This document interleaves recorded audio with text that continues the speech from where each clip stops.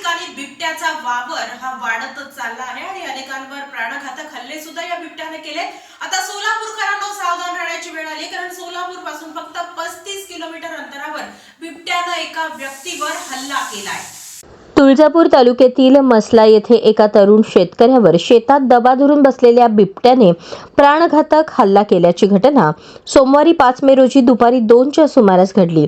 निखिल बाबूराव गायकवाड वय 28 असे हल्ला झालेल्या तरुण शेतकऱ्याचे नाव असून त्यांच्यावर सध्या तुळजापूर उपजिल्हा रुग्णालयात उपचार सुरू आहेत।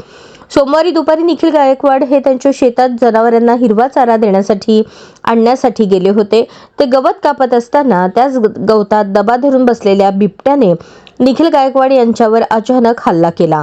निखिल यांनी प्रसंगावधान राखत बिबट्यापासून बचाव करण्याचा प्रयत्न केला, त्यातच त्यांच्या हातावर आणि पाठीवर बिबट्याने नखे मारल्यामुळे ते जखमी झाले। काही वेळ झटापट झाल्यानंतर बिबट्याने तिथून पळ काढला।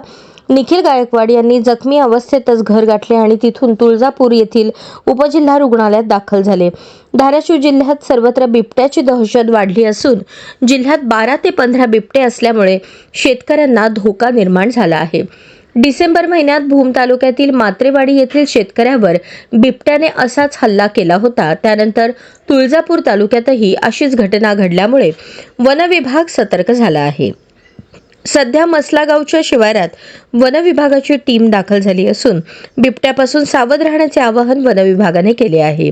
शेतकऱ्यावर हल्ला करणारा प्राणी बिबट्याच होता याबाबत वनविभाग साशंक असून वनविभागाने अजूनही बिबट्याने हल्ला केला असल्याच्या घटनेला दुजोरा दिलेला नाही।